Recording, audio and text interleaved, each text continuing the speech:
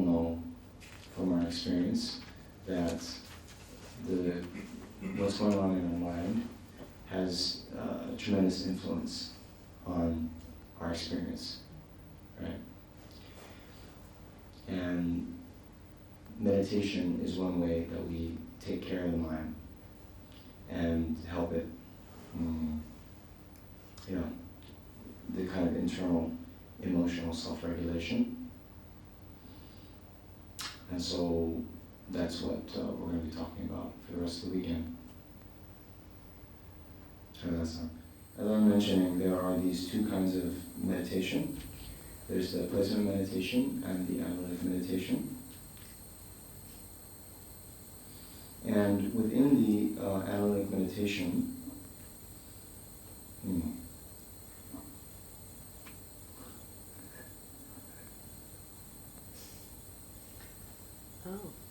Get good sleep. Yeah. That's the only thing on this I'm trying to use is I made these notes and anyway, I'm having some problems with it. Okay. Right. So we have the analytic meditation, right?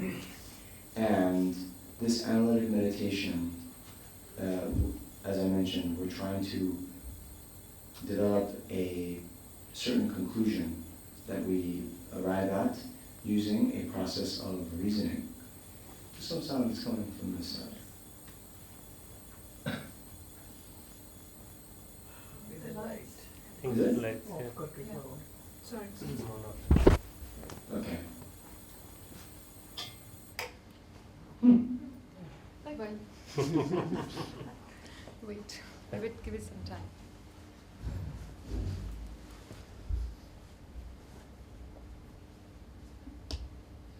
Okay.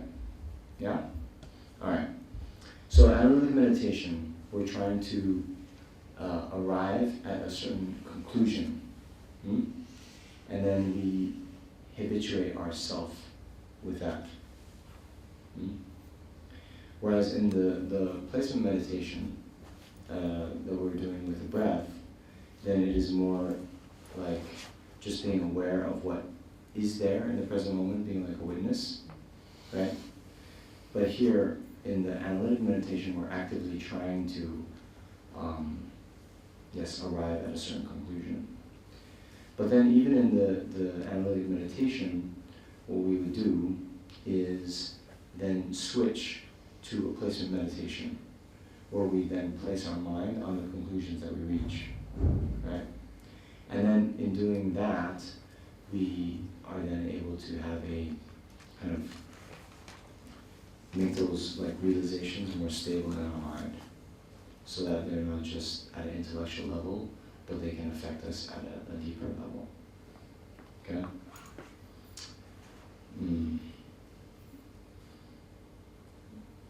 Yeah. So I thought this, because there's some people who've come here for a few times, I thought it would just be interesting. I'll just mention in brief the 4 kinds of analytic meditation that we normally do, or that are described in the traditional text. So one thing would just be, we think about a certain issue or topic, like impermanence. And although most of us have this thought that, we all know that we're going to die on some level, well, how deeply ingrained this thought is in our behavior and our lives is, very superficial for most of us, right? It doesn't really come to our mind at all. We don't like to think about it. It doesn't really affect us most of the time. Yeah? So by thinking about it in a certain way, the most important one is the so-called 9-point death meditation that I think you guys might have done here before. In any case, thinking about the fact that we are going to die, but we don't know when, and at the time of our death, the only thing that's going to matter is our state of mind, then this can fundamentally change our priorities in life and help us, not get so distracted by the trivialities that are so time consuming and take us away from the more important things that we have to accomplish in life. Okay? Anyway, so that's one kind of analytic meditation. The next kind is we would actually, through a process of meditation, then generate our mind into a mind of, say, love or compassion, right? So remember, the first one was like just thinking and arriving at a certain conclusion. This one, when we meditate on love, we actually, through a process of reasoning, transform our mind into a mind of love, and then hold that sense of loving kindness or compassion in the mind. And then the more we do that, then that habit makes us be able to generate the mind of love more easily and more powerfully the more we do it. Now, there's also, here we're getting a little bit technical, but we can generate our mind into something similar to a higher realization that we're trying to achieve. So, for example, does everyone know, have you heard of the term bodhicitta? Bodhicitta? So bodhicitta is this altruistic wish to attain enlightenment for the benefit of all sentient beings, right? When one has uncontrived bodhicitta, one becomes what is called a bodhisattva, right? So a very advanced realization. Now, whereas with love, when we meditate on love, we can generate a mind of love. But the actual generation of bodhicitta happens only quite advanced in the path. Yet, we do still meditate on bodhicitta, and although our mind isn't actually becoming the full-fledged bodhicitta, it becomes something similar to it. In the traditional text, they call it like the skin of a sugar cane, like bodhicitta. Skin of a sugar cane, like bodhicitta. So like the skin, the husk, is still some sweetness, right? But it's not the real thing. Well, it's okay. So like that, at our stage in our practice, we can generate something that's approaching the full-fledged bodhicitta, but that's all we can do. And anyway, when we do that for a long period of time, then it keeps getting more stable and generates more strongly, and then eventually we get the full-fledged realization. Okay? The last kind of analytic meditation is like it's almost like a praying or aspiring to something, right? So even you'll see this a lot in the, like for example, Shantideva's Bodhisattva Charyavatara. You would have some prayer like, may anyone who even sees, hears, remembers, touches, or talks to me be instantly free from all their suffering and abide in the happiness forever, right? So this is, it's an aspiration, and not all of the aspirations that we make need to be grounded in reality, right? So it's actually not the case that just by seeing me or seeing even the Buddha, that someone would be instantly free from all their suffering, right? Nonetheless, it helps us to generate the minds of compassion and love, and actually a vast aspirational mind, right? That's the thing that the Bodhisattva is trying to cultivate all the time. Because the attainment of enlightenment is going to take a long time, and it's not easy. And so by trying to generate a vast kind of aspiration and minds like this, it helps us bolster our inner courage to persevere in our practice, which can sometimes be difficult. and the discouragement that we could have when we experience obstacles. You know, if we don't handle our mind properly at that time, then we can totally fall away from our practice. Okay, so that's meditation, analytic meditation, right? So, can I be honest with you guys? I'm way ahead of schedule. I thought what I've just talked about would take us till the lunch break. But we have like an hour of bonus time. Some question answers, maybe? Okay. Does anyone, yeah, that's nice. Does anyone have any questions as to what I've spoken about thus far? If not, I'll just go on with what I was going to do in the afternoon. You know? Give them 2 minutes to think. Okay. The 4 of analytic meditation. Yeah. So first, you say it's like thinking about or analyzing a phenomenon. The example being impermanence. You think about impermanence and arrive at a certain conclusion. I'm going to die. I don't know when I'm going to die. You know? The second is generating your mind in the nature of a particular experience, right? So here, when we meditate on metta, or loving kindness, the mind actually becomes metta, right? The third is generating the mind in something similar to a higher realization, like bodhicitta.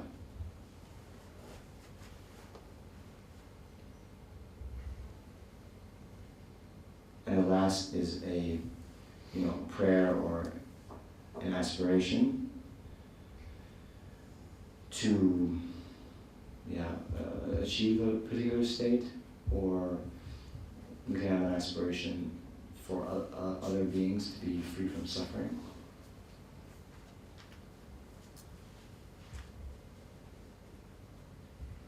Okay? Does that not come under loving and kindness when we do loving and kindness metta meditation? Not necessarily. Not necessarily. I mean, there can be many different kinds of aspirations. Like, another one would be in all my future lifetimes, may I, always be guided by, perfect Mahayana gurus, and have all the conditions for my practice, something like this. It's not metta or loving kindness, but yeah, it is an aspiration. But you can have aspirations that are, included in metta. But when we have the categorization into 4, they can be separate as well. Is analytic meditation exclusive to Tibetan Buddhism? No, but it is something that is more emphasized in the Tibetan Buddhist tradition, I believe. Yeah, that's what I think. So I have a question. So some people, for example, my mother doesn't meditate per se, so there's no sitting and focusing on the breath, but she reads the scriptures with concentration. Wouldn't that have the same benefit? Because she's, even when you're reading something, you're reading the same thing every day, right? You probably get bored, but you're bringing your attention back again and again to a text. Yeah. Would that have the same effect? Okay. Did everyone hear her question? All right. So she said, in relation to her mother, that she doesn't engage in this kind of analytic meditation. Or even placement. Like the way we are taught here, like sitting and just Yes. focusing on the breath and bringing your thoughts back to the breath.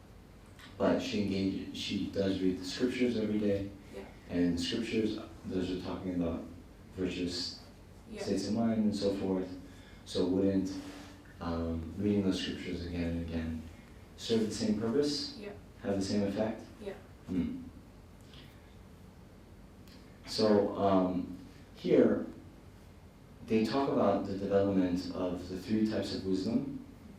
There's a wisdom arising from hearing, and hearing can either be literally hearing teachings, or it can be from reading scriptures. And then there is the wisdom arising from contemplation, and then the wisdom arising through meditation. Okay? So, on one level, since we say that meditation is habituation, if you read the same scripture over and over again, then you'll be more habituated to it, right? That is the case. But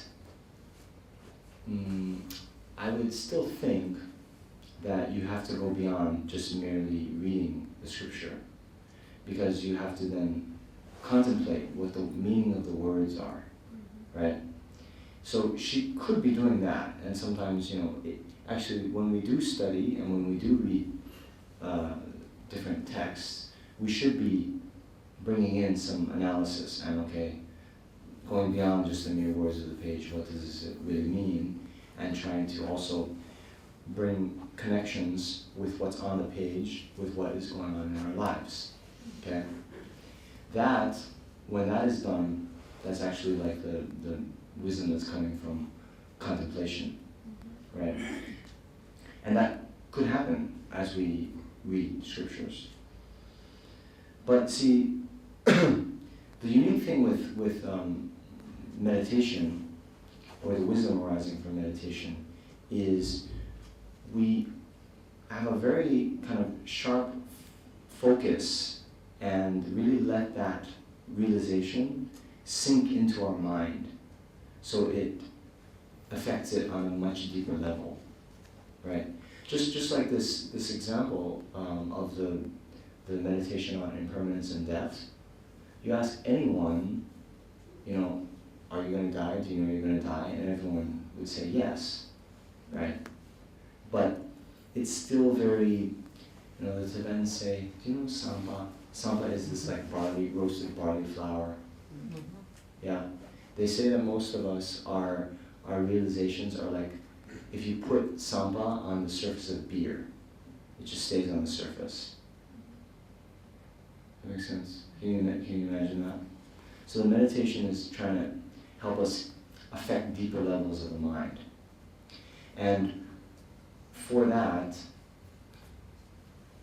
as we do analytic meditation, at a certain point, right, we start doing the analysis, and we might be thinking, and even using certain scriptural quotations, or you could even have a text in front of you and you read, but at a certain point, you would then stop the reading and then just kind of switch and let the sampa go in. Yeah? Does that answer your question? So, the reason I asked it was, should I suggest meditation to her or not?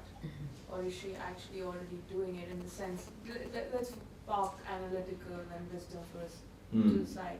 Like even just in the sense of placement meditation. Does breath have to be the object, or can it even be her reading? Okay. All right. So there's 2 questions there. The first question was, should you recommend meditation to your mother? Right? And that's a very difficult question.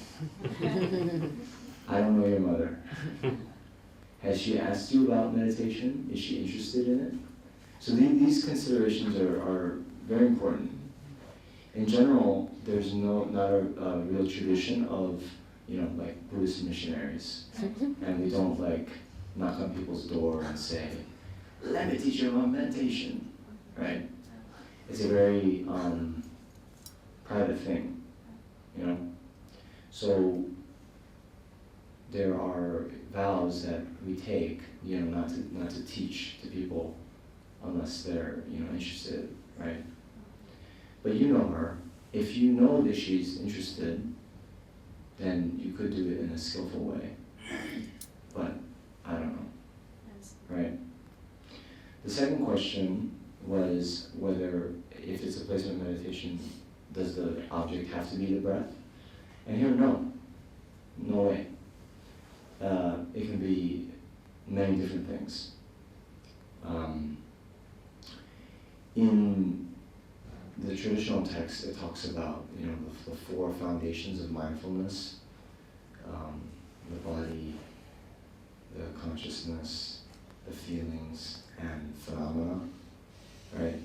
So really anything can be the object of meditation. Right? But why the breath is suggested for many beginners is that everyone has a breath, right? And especially the sensations in the body, when we are in tune with the sensations, since the sensations are only in the present moment, then they say it's the best meditation for letting go of the discursive thoughts and thinking. There is another placement meditation where you would visualize, the Buddha in the space in front of you. But for many people, that is difficult to do, especially for beginners. But you asked, well, can a reading be the object of a placement meditation? So, if it is a stanza, right? Like reading it over and over again, there's too much for it to be really like placement. But if it is let's say, a stanza about love, one could read that stanza and then do a placement meditation on love, right? That stanza could be a tool to help your mind generate itself into a mind of love. And then you just place your mind on that afterwards. Okay? Makes sense, yeah. Yes.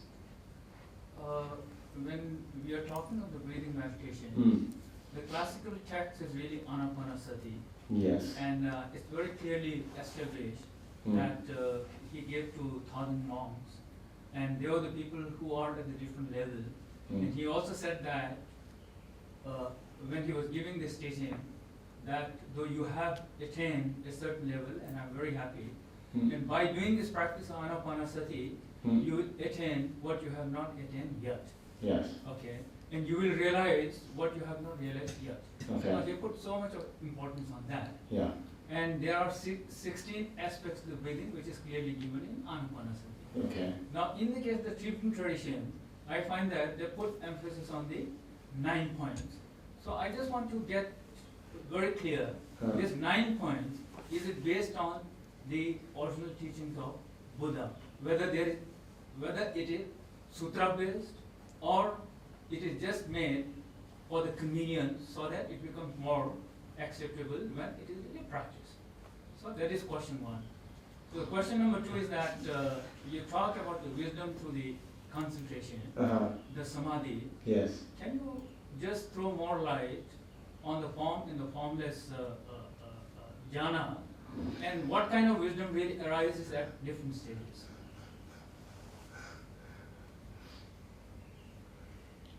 Great questions.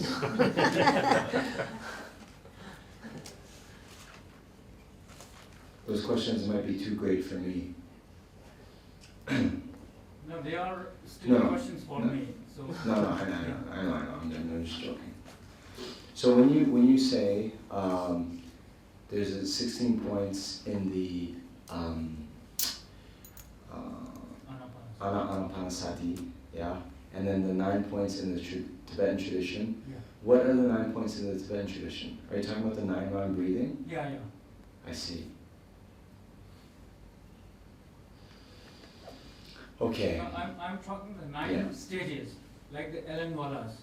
Oh, right. Clearly given in his book, I see. Yeah, I see. Revolution. Yeah, So okay. he's putting that framework Right. for the breathing. Yes. Yeah. Okay. So is it based on the sutra?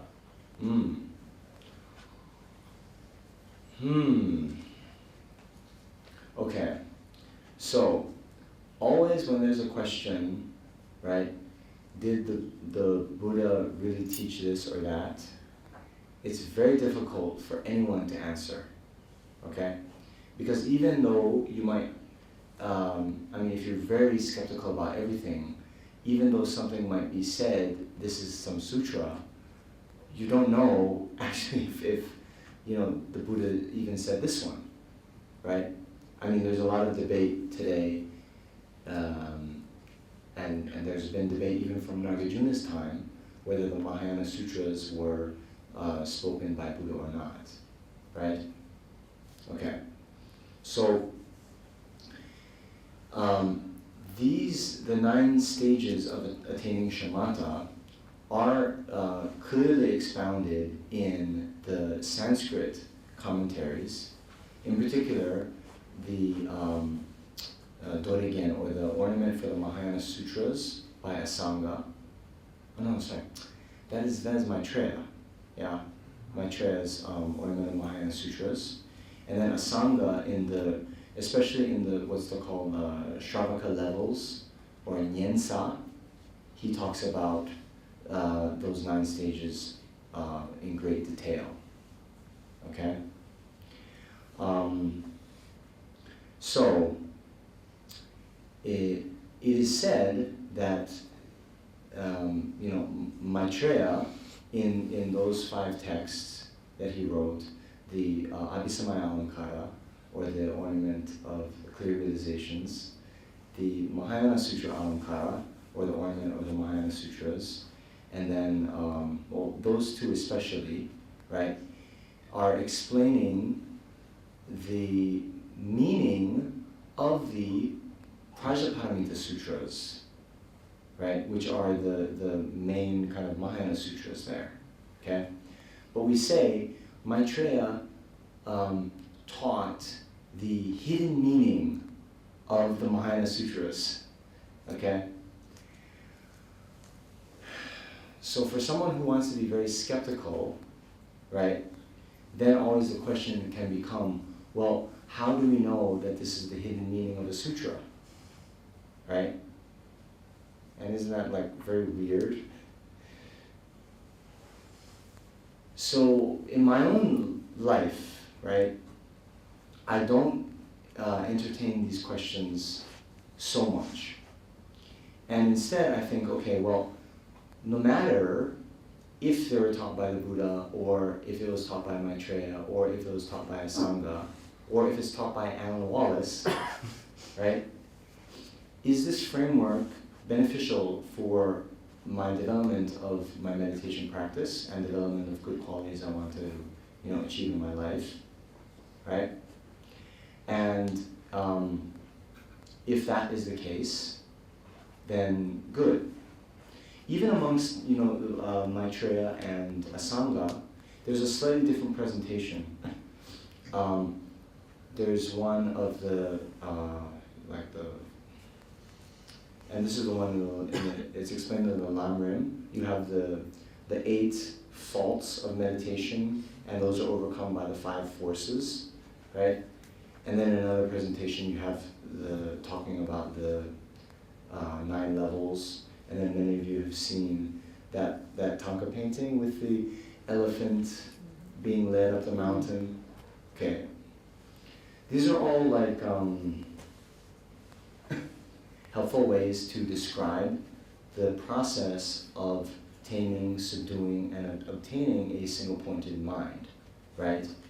But in that painting with the elephant being led up the mountain, there's 32 stages, or something. There's more than 30. And so, I'm reminded of a statement from the Zen tradition that the finger pointing at the moon is not the moon, right? So all these different explanations you see in the Pali tradition, in the Sanskrit tradition, in such and such commentaries, they're all describing the same thing. And if they're useful for you, then you can use them.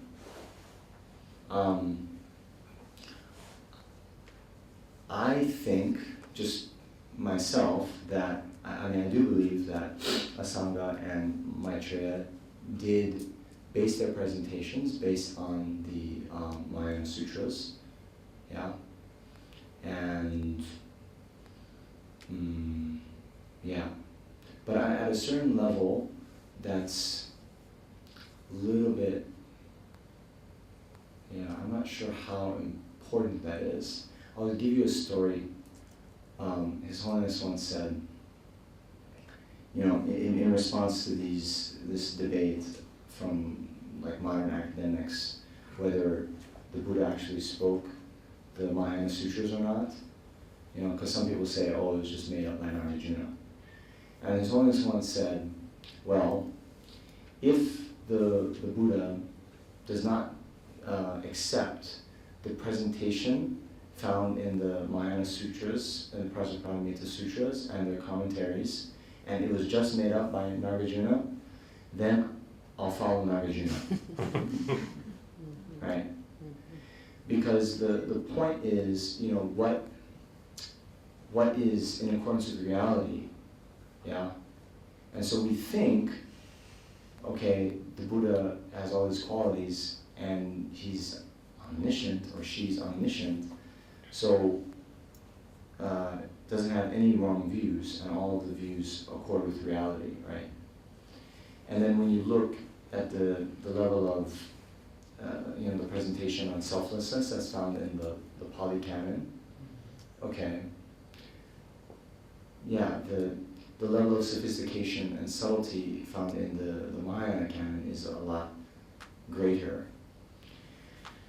And so we would say, because of that, then according to the needs of the disciples at the time, the Buddha would then, you know, adjust the level of sophistication in the teachings to give the teachings to what the disciples could bear, right? And you know, this point was made by Nagarjuna in the Ratnavali. You know, he uses the example of the grammarian, or the, you know, person teaching grammar, right? You start off by teaching the alphabets, and then go to words, and then go to, you know, prose, like that. So in a similar way, the Buddha would teach the doctrine to disciples based on the kind of level they had. Okay? So that was your first question. Was that helpful? Yeah, yeah.